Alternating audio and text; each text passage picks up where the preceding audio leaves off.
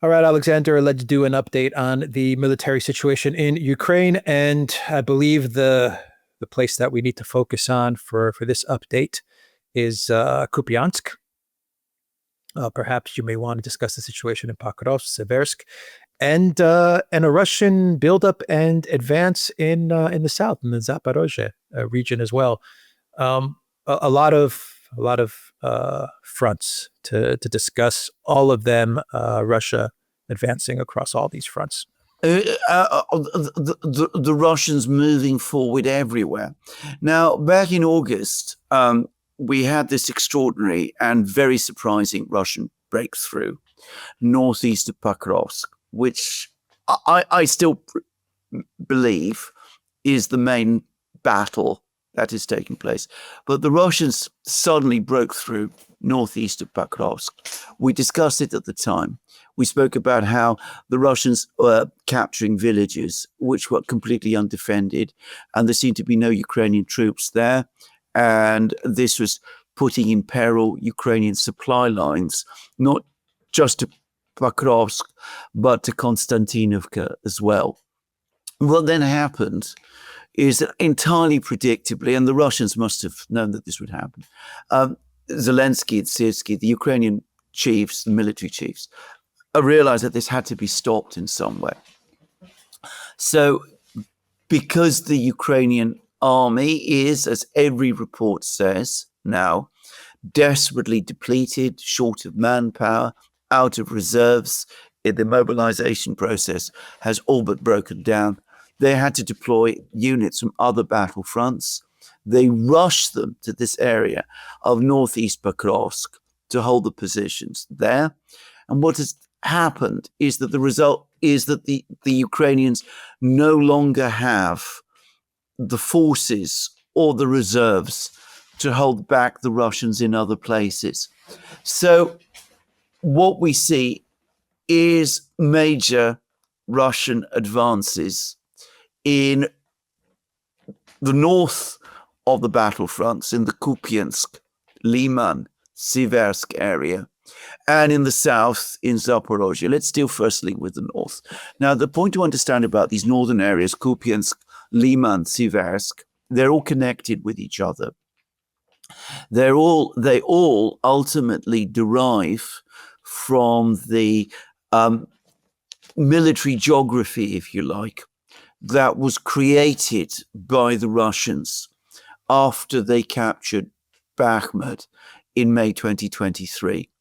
The capture of Bakhmut opened the way for the Russians to move towards Seversk and to try to recapture these other two places, Liman and Izium. The Russians, for a time in 2022, controlled Liman and Izium, but they lost them because the Ukrainians conducted a counteroffensive then, and the Russian defenses weren't properly anchored because the towns of Seversk and Bakhmut were still under Ukrainian control. The Russians captured Bakhmut in 2023, May 2023. Then there was the Ukrainian offensive later that year, which the Russians had to repel. Then in 2024, the big question for the Russians was capturing first Avdiivka and breaking the siege that the Ukrainians had conducted against Donetsk city, the main city in Donbass, which the Russians control.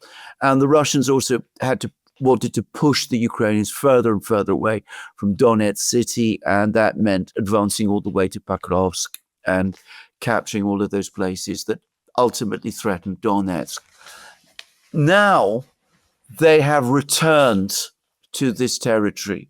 They're in a stronger position than they were in 2022 because they hold Bakhmut. They are in the process of capturing Seversk. Now, Seversk is a relatively small place. It's very heavily fortified. It prevented the Russians from advancing and consolidating their positions in northern Donbass. There's been many, many battles there. The Russians however, have now largely surrounded Siversk. They're shelling the place heavily. It looks as if there's fighting going on, either inside Siversk itself or very close to it. And Deep State, the Ukrainian mapping project, has now suddenly confirmed that the Russians control, or at least are present in a large belt of territory immediately to the north of Siversk. So it looks like Siversk probably at some point over the next couple of weeks is going to fall. And that will be an event as important in its way as the fall of Ugledar was last year in southern Donbass. The other place where things are happening now is Kupyansk. Kupyansk is another important town. The Russians held it for a time in 2022. They lost it during the Ukrainian offensive in the autumn of that year because, again, as I discussed, because they didn't control Bakhmut and Siversk, their defenses weren't properly anchored. Now they are on the brink of recapturing Kupyansk. Now, there's been lots of reports about this battle. It looks as if the Russians again used the well-established strategy now of infiltrating deep into Kupyansk by using the various water pipes and gas pipes. And they, as a result, managed to get behind the Ukrainian defenders. It looks as if the defenses of Kupyansk are collapsing.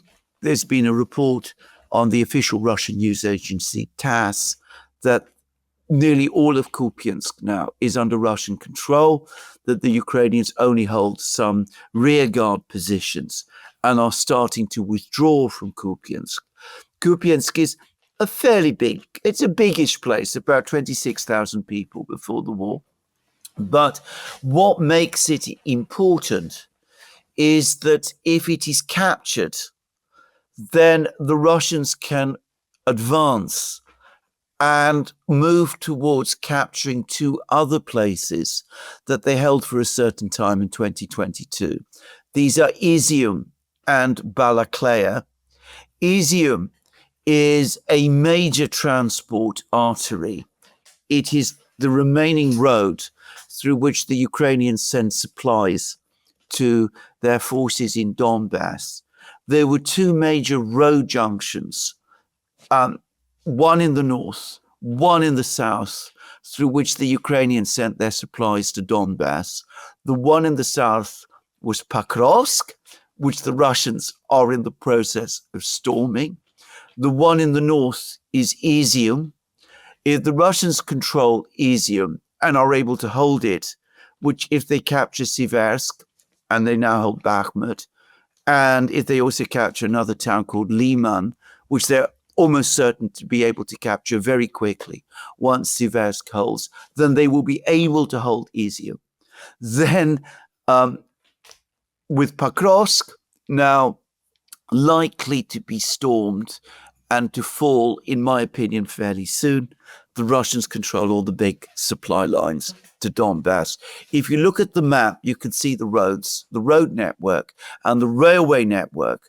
It all goes basically to Donbass through these two towns, Izium in the north, Pokrovsk in the south.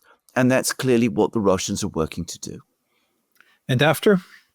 Well, after. What comes after? What comes after? Well, let's first of all, before we get there, because we need to talk about Pokrovsk, because there's been a very complicated stories about Pokrovsk. I said that Syrskyi and Zelensky moved all these troops to Pokrovsk, to northeast Pokrovsk. There's intense fighting been going on in northeast Pokrovsk. There's very little drone footage coming from there, but the Ukrainians have made many claims of counterattacks in this area. Now, Russian sources, and again, TASS, the official Russian news agency, is now starting to say this. They're all saying that all of these Ukrainian counterattacks have been repelled. The Ukrainians were able to regain some ground they were able to enter and even perhaps capture one or two villages, like a village called Vladimirovka, but they were not ultimately able to push the Russians back in this area of the Russian breakthrough. And we're getting lots of reports, which are now starting to be confirmed from TASS itself, that the Russians now control large part of Pokrovsk itself, perhaps around 40% of the town, that the Russians are now starting to break into the eastern suburb of Pokrovsk, which is Mirnograd. It is increasingly looking as if Pokrovsk itself is going to fall, and that Zelensky's and Syrskyi's decision to move so many troops to this area to try to hold the positions there, what it has done is that it's left those Ukrainian forces out in the open, where the Russians have been able to bomb them and launch artillery strikes against them and deploy their drone forces against them. And the result is that those key reserves, some of these units which supposedly were being held back for the last-ditch defense of Kiev itself, that they've now been depleted in these battles. Now, if Pokrovsk and Izium are captured, then we are closer than we have been at any point in the war to a final encirclement of Ukrainian troops in Donbass, in Slavyansk, Kramatorsk, and possibly Konstantinovka as well. These are the two big remaining towns that the Ukrainians control in Donbass. If the Ukrainians lose them, they've lost Donbass. They wanted to defend these two places, but they can't defend them if the supply roads are cut. And if Pokrovsk falls, the Russians are able to outflank them anyway. If you go back to our original programs that we made 3.5 years ago at the start of the special military operation, we spoke then about how the Russians might be aiming to create a cauldron around the Ukrainian troops in Donbass. Obviously, at that time, we had no idea that it would take this long, but it looks as if we are starting to get closer and closer to that situation, to the position where, with Izium and Pokrovsk both lost, the Russians are finally able to create that huge cauldron in Donbass, with Ukraine's army defending Slavyansk and Kramatorsk effectively encircled. And that will be, of course, a critical moment in the war. Now, the Ukrainians could withdraw. Zelensky has shown a consistent unwillingness to countenance withdrawals. So we could be, over the course of the winter, perhaps, looking at what might be the climactic battle of the war. Yeah, I think that's what we're looking at, because the statements coming from out of Zelensky's office and from people like Keith Kellogg is that Russia is losing. Yeah, right, and they're saying that for a reason. Right? Yes, they're saying that for a reason, because they know full well that things are really, really bad. Yes. What's going to happen if and when this encirclement does take place? Will Putin offer another deal? Who knows? There were reports in the summer of 2022 that Putin had contacted the Saudis at that time and had told them that once the Russians captured Donbass, Putin would offer the West and the Ukrainians a deal. But that was in the summer of 2022, and those rumors were never confirmed. It may be that he will. What I can say is that if we get into a situation where there is an encirclement of the bigger part of the Ukrainian army in Donbass, we are going to be looking at not just a military crisis, but a political crisis as well. I mean, a political crisis in Kiev and a political crisis in Europe. And given the kind of people we're talking about who are in charge in Europe at the moment, and some of the people in the US as well, it's very, very difficult to know how these people will react to a situation of that kind. Now, just to say, and I do want to talk briefly about what's happening in the south, because the Russians are steadily advancing in the south, because again, the Ukrainians don't have enough forces to hold the Russians back, because they've concentrated their best forces to try to contain the Russian breakthrough in Pokrovsk. So the Russians are advancing relentlessly. I mean, steadily, day by day, they are making further and further progress. They're pushing closer and closer towards the Dnieper River, to the city of Zaporozhye. Again, there are Ukrainian forces trying to hold the Russians back in the far south, holding places like Gulyapolye and Orekhov.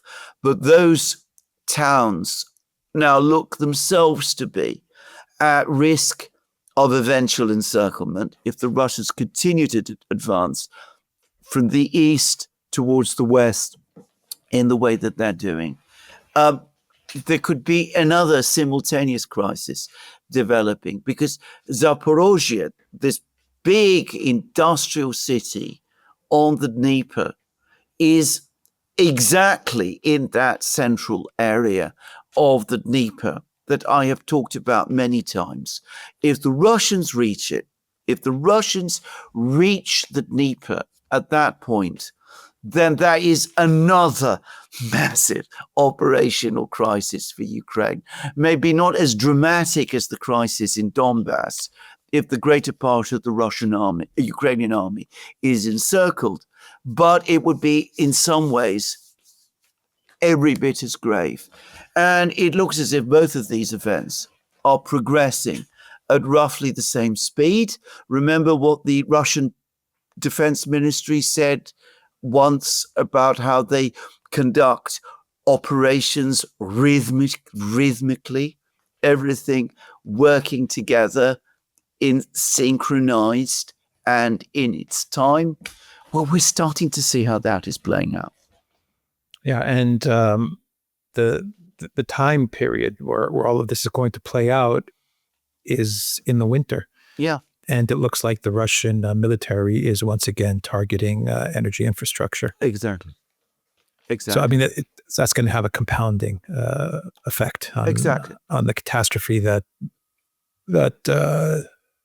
faces the Zelensky regime.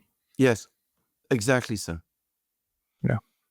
All right. We'll end the video there. The Duran.locals.com. We're on X. We're on Rumble. We're on Telegram. Go to the Duran shop. Pick up some merch like what we are wearing in this video update. There's a link in the description box down below. Take care.